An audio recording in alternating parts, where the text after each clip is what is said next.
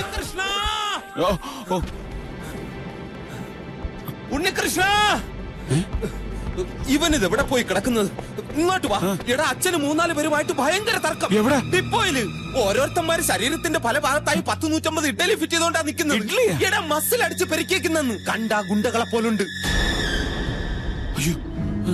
നീ ഇത്രയും ധൃതി വെച്ച് അങ്ങോട്ട് പോകാതെ. എടാ അച്ഛൻ, എടാ ആദ്യത്തെ 2 അച്ഛനിട്ട് കിട്ടട്ടെ. എനിക്ക് സാധിക്കാത്തതാ, നിനക്കറിയോ? നീ അങ്ങോട്ട് നീ പേടിക്കണ്ടെന്ന്. ഞാൻ എങ്ങോട്ടെങ്കിലും ഓടി രക്ഷപ്പെട്ടോളാം. ഇങ്ങോട്ടല്ല, ഇത് ശ്യാമളരെ വീട്ടിൽ പോണ വഴിയല്ലേ?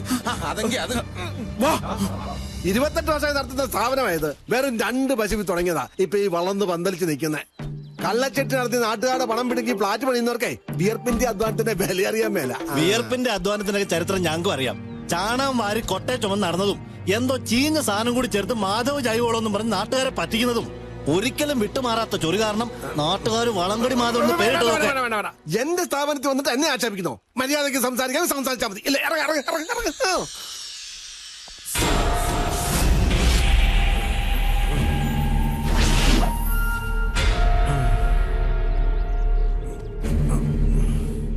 ഈ സാർ ഇത്രയും നേരവും പറഞ്ഞിട്ട് തനിക്ക് മനസ്സിലായില്ല? ഞാൻ ജനിച്ചു വളർന്ന് വന്ന ഇത് ഇവിടുന്ന് മാറുമെന്ന് പറയാൻ ആർക്കും ഒരു അവകാശവും ഇല്ല. താൻ ഇവിടുന്ന് മാറണ്ട. ഈ ചാണ ഫാക്ടറി ഇവിടെ നിന്ന് മാറ്റിയാൽ മതി. ഇത് കണ്ടോ, ഫ്ളാറ്റിന്റെ പാതി പണി തീർത്തിട്ടിരിക്കുക. ഫ്ളാറ്റ് വാങ്ങാൻ വരുന്നവർ ഈ നാറ്റോടിച്ച പിന്നെ വാങ്ങുവോ? സാറാണെങ്കിൽ കോടിക്കണക്കിന് ചെലവാക്കുകയും ചെയ്തു. ചുറ്റുവട്ടം മനസ്സിലാക്കാതെ ഇവിടെ കൊണ്ട് ഫ്ളാറ്റ് ഉണ്ടാക്കാൻ ആരാ പറഞ്ഞു? കഴിഞ്ഞതൊക്കെ കഴിഞ്ഞു. ഇനി ചെയ്യാൻ പറ്റുന്നതിനെ കുറിച്ച് ചിന്തിച്ചാൽ മതിയല്ലോ. ചാത്തമ്പാറയില് സാറ് തന്നെ സ്ഥലം വാങ്ങി ഫാക്ടറിക്ക് കെട്ടിടവും പണിത് തരും. എന്താ അങ്ങോട്ട് മാറ്റിക്കൂടെ ഈ ചാണകക്കുഴി? എന്നാ പിന്നെ ഫ്ളാറ്റ് അങ്ങോട്ട് മാറ്റിക്കൂടെ? അതല്ലേ കുറെ കൂടി എളുപ്പം. ആരുടെ ഓശാത്തിന് കാത്തു നിൽക്കാൻ വേണ്ട. കുഴിച്ചിട്ട കല്ലും മണ്ണും സിമന്റും ഒക്കെ തോണ്ടിക്കൊണ്ട് പോവാല്ലോ. അത് ശരിയാ. അതാ ശരി. അപ്പൊ സാറ് നോക്കോ, ഇത് ഞാൻ ഡീൽ ചെയ്തോളാം. അപ്പൊ മര്യാദക്ക് പറഞ്ഞാൽ താൻ അനുസരിക്കില്ല. എടാ ചവിട്ടി പൊളിക്കടായി ചാണകക്കുഴി എല്ലാം കൂടെ.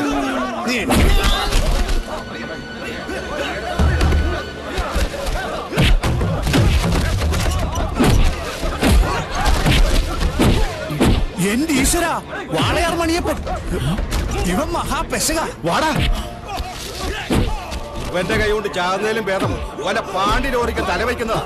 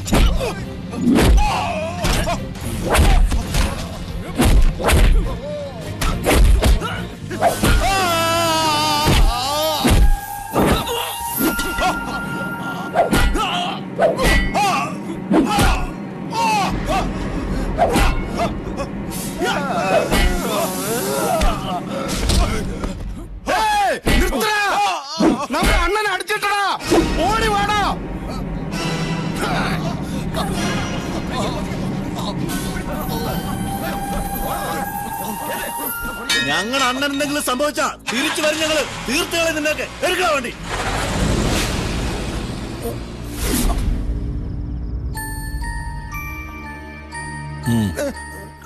സംഗതി പുലിവാലാവുന്ന തോന്നുന്നത്. സീരിയസാ, രക്ഷപ്പെടുമെന്ന് തോന്നുന്നില്ല. അയ്യോ, താൻ അടിക്കുന്നത് മറ്റാരെങ്കിലും കണ്ടോ? ഒളിച്ചു നിന്നല്ലേ ചാമ്പിയത്? ആരും കണ്ടില്ല. കൃഷ്ണനാ ബാക്കിയുള്ളവരൊക്കെ കൈകാര്യം ചെയ്തത്. എന്നാൽ ഇനി മറ്റൊന്നും ആലോചിക്കണ്ട. കൃഷ്ണന്റെ തല കെട്ടിവെക്ക്. അയ്യോ, അവൻ പോലീസിന് പിടി തരണ്ട. എങ്ങോട്ടേലും മാറി നിൽക്കട്ടെ. കൊട്ടേശങ്കർ അവനെ തെരഞ്ഞെടുന്നോളൂ. അങ്ങനെ ആ ശല്യം തീരും. അല്ല, ഞാൻ എന്താ? മണിയപ്പൻ ചത്ത താൻ അകത്ത് പോകേണ്ടി വരും. രക്ഷപ്പെടാനുള്ള ഒരേ ഒരു മാർഗമാണ് ഞാൻ പറയുന്നത്. എന്താ വേണ്ടെന്ന് താൻ തന്നെ തീരുമാനിച്ചു. കൊള്ളാം. ഓടി വന്ന് ജീവൻ രക്ഷിച്ചതിന് പകരമായിട്ട് ഇപ്പോ ഇവൻ ഇവിടുന്ന് പോണം. അതെ, മലയാളത്തിൽ നന്ദി എന്നൊരു വാക്കുണ്ട്. ഇംഗ്ലീഷിൽ ഏകദേശം അങ്ങനെയൊക്കെ തന്നെ പറയും. അത് വേണം മനുഷ്യനായ. നീ ഇപ്പൊ അങ്ങനെ ഇംഗ്ലീഷ് ആവണ്ട. പിന്നെ ഞാൻ പറഞ്ഞ കൃഷ്ണന്റെ നന്മയ്ക്കാ. ആ കൊണ്ടെത്താ നീ ജയിലിൽ പോകേണ്ടി വരും. നീയാണല്ലോ അവനെ തലയിൽ പൊളിച്ചത്. അല്ല ഞാനോ? അത് സംശയമാണോ? ഇതാ പറയുന്നത്. അടുത്തിറങ്ങിയാ പിന്നെ അവന് കണ്ണും മൂക്കും കാണുകയില്ല. ഇനിയിപ്പൊ അവൻ രക്ഷപ്പെട്ടാലും അവന്മാർ ഭാരം ചോദിക്കാതിരിക്കില്ല. നിന്നെ മാത്രാണോ ഞങ്ങളെ അവന്മാർ വെച്ചേക്കോ? പകരം ചോദിക്കാൻ വന്നാലേ എന്റെ ശവം വീണട്ടെ നിങ്ങളുടെ മേത്തൊരുന്നുള്ള മണ്ണ് വീഴൂ. അതാ അതിന്റെ ശരി. അത്രയ്ക്ക് പേടിയാണെങ്കിലേ എവിടെങ്കിലും കയറി അടച്ചുപൂട്ടിയിരുന്നു. കൃഷ്ണൻ എങ്ങോട്ടും പോണില്ല. നീയും അമ്മ ഇവിടെ കാലെടുത്ത് വെച്ച പിന്നെ ഇവിടെ ഈ ഗതിയൊക്കെ ഉണ്ടായത്. അതൊന്നും ആരും മറക്കരുത്. എടി, അതുകൊണ്ട് തന്നെ ഞാനീ പറയുന്നേ, കൃഷ്ണ ഒന്നും സംഭവിക്കാതിരിക്കാൻ കുറെ കാലം ഒന്ന് മാറി നിന്ന് ഈ പുക്കാറൊക്കെ ഒതുങ്ങി കഴിയുമ്പോ തിരിച്ചു പോരുകയും ചെയ്യാമല്ലോ. ഞാനിപ്പോ ഏസയെ കണ്ടിട്ട് വരിക. പാട്ടിക്കാട് ഗുണ്ടായ മണിയപ്പൻ. മോളിനെങ്ങാനും വിളി വന്ന ഒരേമ്പരാന് പോലും നമ്മളെ സഹായിക്കാൻ പറ്റുകയില്ല. ശത്രുക്കളാണ് തക്കം ഭാഗത്ത് നിൽക്കുക നമ്മുടെ നാശം കാണാൻ. ശരിയാമ്മേ, ഞാൻ ഇവിടുന്ന് മാറുന്നതാ നല്ലത്. പോലീസും ഗുണ്ടകളും അടിയും വഴക്കും എന്നൊക്കെ പറയുമ്പോ കച്ചവടത്തെ തന്നെ ബാധിച്ചു എന്ന് വരും. അച്ഛൻ ആദ്യം പറഞ്ഞപ്പോ ഒരു വിഷമം തോന്നി. അതാ മടി കാണിച്ചത്. 4-5 വയസ്സ് മുതൽ ഓടിക്കളിച്ചാണെന്ന വീടല്ലേ ഇത്. കരള് പറിച്ചു വേണം പോവാൻ. ഞാൻ പൊയ്ക്കോളാം അച്ഛ.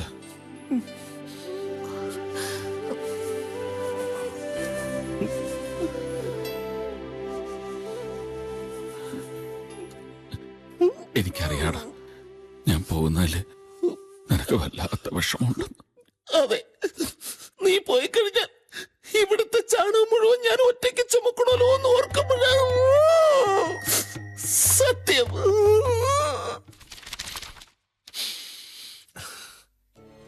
ഇതവന് കൊടുത്തേക്കാം. 5000 രൂപയുണ്ട്. കൂടുതലാ സാരയില്ല. 5000 കുലുവ. അവന്റെ 10 ദിവസത്തെ കൂലി തികച്ചുണ്ടോ ഇത്? ഓ, ഇനിയൊന്നും ഇല്ല. അങ്ങനെ ചെയ്യിക്കട്ടെ. 5010. എടി, അവന് 3-4 വയസ്സുള്ളപ്പോഴേ തെണ്ടി തിരിഞ്ഞ് തള്ളയുടെ കൈയും പിടിച്ച് ഇവിടെ വലിഞ്ഞേറി വന്നപ്പോഴേ നീ ഒറ്റ ഒരുത്ത് കാരണം ഇവിടെ കയറ്റി താമസിപ്പിച്ചത്. അന്ന് പോലെ അത് കിടന്ന് തീറ്റയും കിടപ്പ് ഇവിടെ ആയിരുന്നില്ലേ? ചുമ്മാ നടക്കോടി ഇത്. 2 വർഷം കഴിഞ്ഞ് അവന്റെ തള്ള എത്തപ്പോ കുഴിച്ചിടാൻ ചെലവായ കാശ്. ഇതൊക്കെ ഏത് കണക്കിലാ പെടുത്തണ്ടേ? കളിച്ചു നടക്കേണ്ട പ്രായത്തിൽ ചാണകക്കോട്ടയും ചുമന്ന് ഈ വീടിന് വേണ്ടി കഷ്ടപ്പെട്ടവനവൻ. നീതി കാക്കുന്ന ഭൂതം പോലെ നിങ്ങൾ ഇതൊക്കെ വെച്ച് പൂട്ടിയിരുന്നു. അനാഥ ചെക്കനാ. എത്ര ജന്മം എടുത്താലും ശാപം തീരില്ല. ശപിക്കാൻ മാത്രം ഞാൻ എന്ത് തെറ്റാ ചെയ്തേ?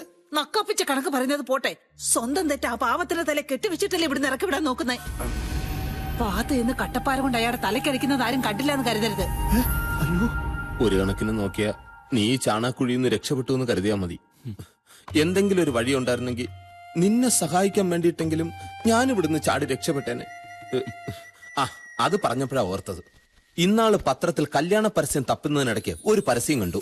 ധനികനായ ഒരു മധ്യവയസ്കന് സഹായി ആവശ്യമുണ്ടെന്നും പറഞ്ഞു. ചുമ്മാതൊരു കത്ത് ഞാനും അങ്ങ് അയച്ചു. വരുവാന്നേൽ നല്ലൊരു ജോലി ഒപ്പിച്ച് തരുമെന്നും ചോദിച്ചോണ്ട് ചെല്ലാൻ മറുപടി വരെയും ചെയ്തു. താണ്ട അയാളുടെ കത്ത ഒരു ഗണപതി അയ്യാർ. കൈയിരുന്നോട്ടെ, ആളെ കണ്ടുപിടിച്ച തോട്ടപ്പണിയെങ്കിലും കിട്ടിയെങ്കിലോ. നീ ഇങ്ങനെ നോക്കല്ലേ, എനിക്ക് പിന്നെ കരച്ചിൽ വരും.